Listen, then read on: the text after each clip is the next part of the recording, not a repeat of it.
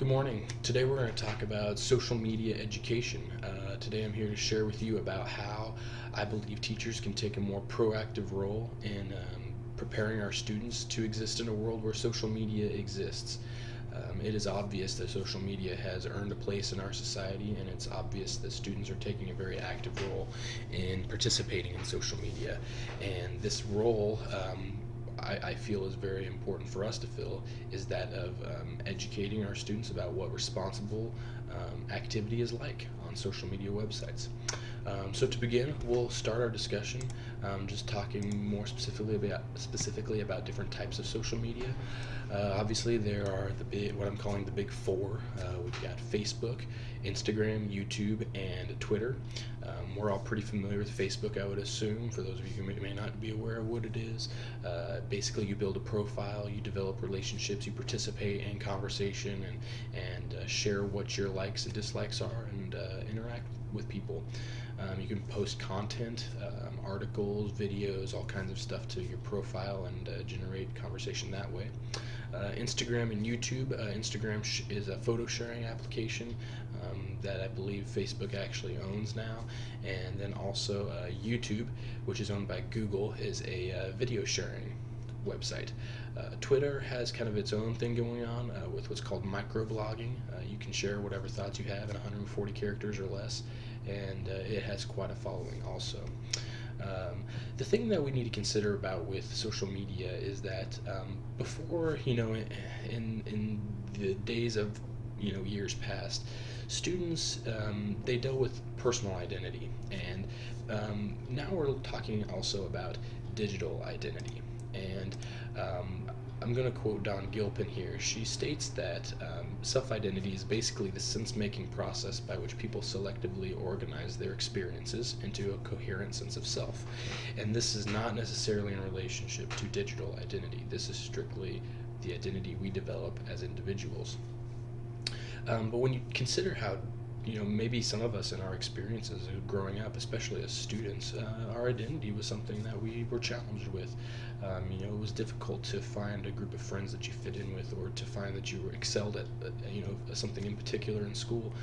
But more than that now, in addition to all of that, and whatever those experiences were that we had, our students are also dealing with managing those sorts of interactions and those experiences with a digital aspect. So now our students have to manage their self-identity in a digital medium, and trying to develop a coherent self from those experiences can be quite an undertaking.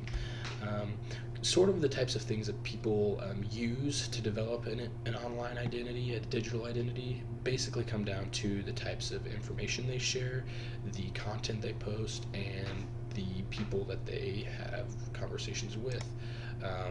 So the types of information that profile type based websites, social media sites encourage users to provide includes obviously your name, your birth date, your age, gender, location, and several other things you see here.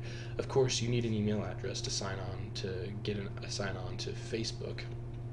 But I want to encourage us to consider the fact that just because a social media website desires to know this information of us so they can sort of find a niche for us, or find information, or find things that appeal to us, we are not required, or students are not required to share this information with a social media website. Just because a social media website wants to know what your relationship status is does not mean you have to share it. Of course, same with employment or family or current location.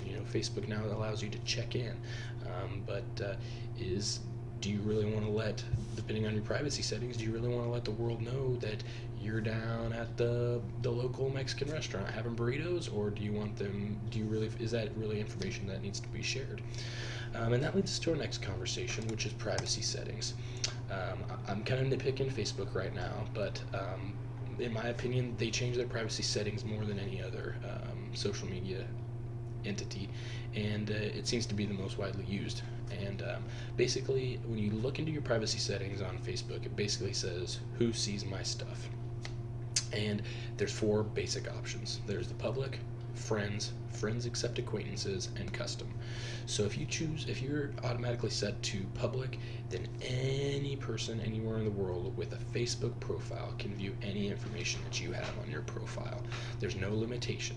So if you have on there that you are, if a student has on there that they're dating Jimmy, then some Jimmy in a different state can see that, oh, you're dating Jimmy or whatever. I mean, there's no limitations there. So you can also, but friends is another option. So only those people you've established a specific connection with can view your information. And there's friends with accept acquaintances, and then there's also custom. So I encourage students to be aware of this option because there may be instances where you aren't necessarily wanting to interact with a specific person. Maybe they've caused some issues with you at school, and maybe it's somebody you just want to avoid in an online setting. And I would encourage being more to lean towards that side than to over initiating conversation with them online. And you can make a custom setting to absolutely defer any sort of contact with that person via your online profile. The next type of information we need to consider is what our students post, even just the words they say. There are instances of students being reprimanded with harsh punishments because they chose to use inappropriate language on a school device, and there is absolute grounds that the schools have to punish students accordingly. We see a few examples here of appropriate posts. If on Facebook somebody wanted to state, or on Twitter somebody shared, I had a great time at the game Friday night, or Mr. Thomas is my favorite teacher, or my biology assignment is stressing me out. Even whatever the experience is, these are basic, positive, honest posts to share. And really, no matter how much you hate Mr. Thomas and biology, it may not be something you want to share on a social media website. And the reason being because once you post it, it's always posted. And we all understand this immediate effect that takes place, this immediate spread of information.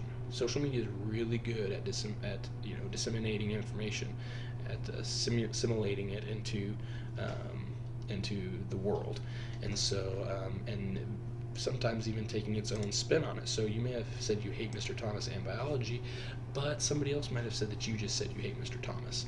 So it can take words that you said, and it can misconstrue those, and even if you did say you hate Mr. Thomas, it can really focus in on that one aspect of the whole statement. So it's something that we need to really open the eyes of our students to, is once you've shared something, you have basically forfeited all right to making any choices about what gets shared after that. You have the decision at the instant of creating that post, but after that, the decision is not yours. So it's something very enlightening to keep in mind. We also need to talk to our students about how they interact with one another online. There's some startling statistics here that baffled me. 9% of students ages 10 to 17 report being harassed online, and 8.3% of youth in grades 6 through 10 cyberbullied someone in the past 2 months.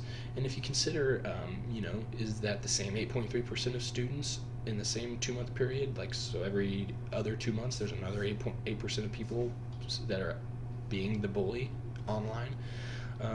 It's something to consider. And cyberbullying takes forms of derogatory statements, spreading of false information, and sharing pictures of someone without permission. It doesn't just have to be an inappropriate picture. It could be any picture. I feel like there's definitely oversharing that takes place when we feel like we have the right to share a picture of a friend who maybe doesn't want their picture shared online.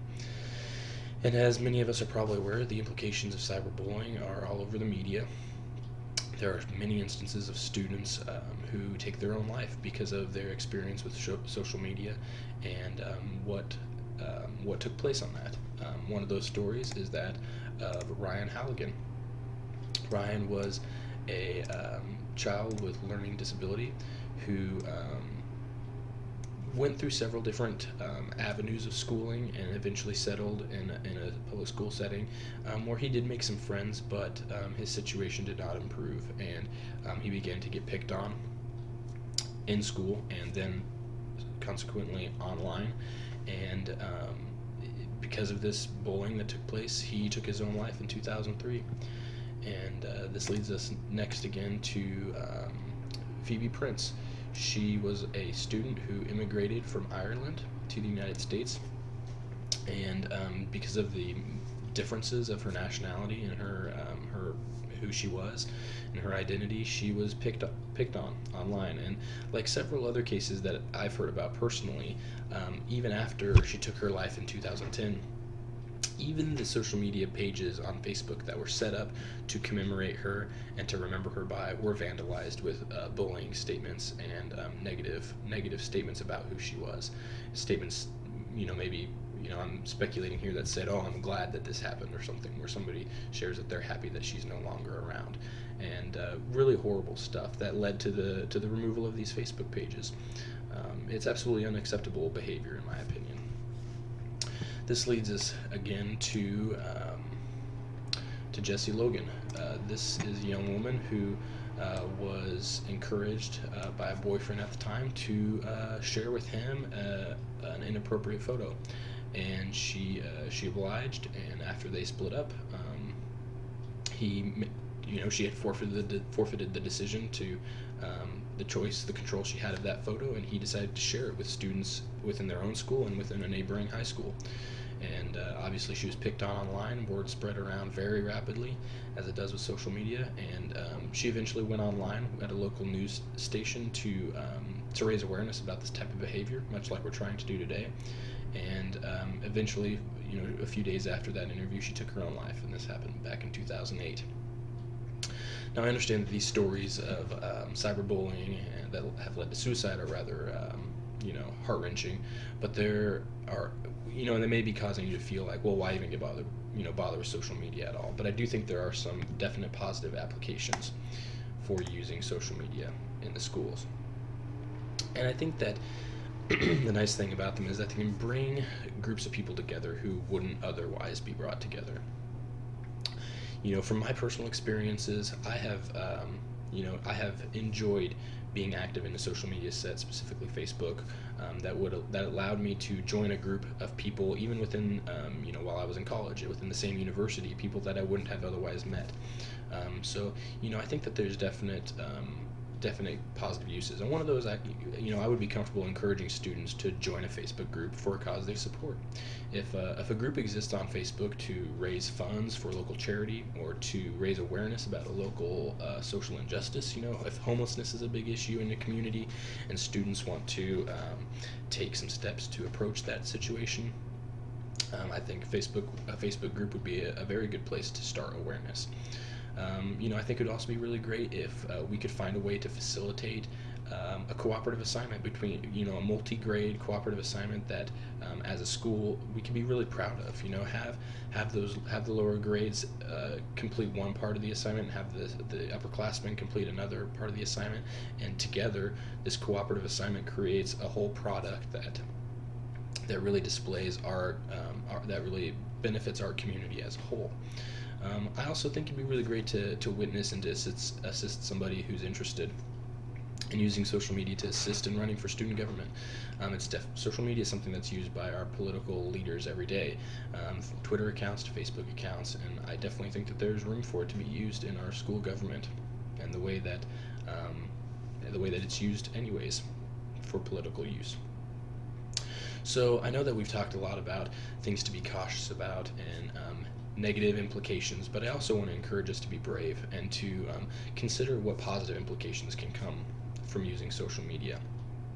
There are some limitations. There are some things that we need to consider, some appropriate use, conversations that need to be had about developing documents that will manage and govern our use with our students on social media.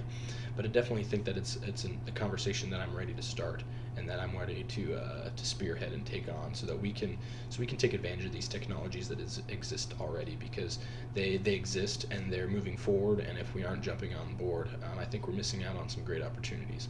So there's some nice information for you on the handout, and if you have any questions about that, please feel free to let me know. And the references you see on the handout cover the sources that were used for this presentation today. Thank you very much.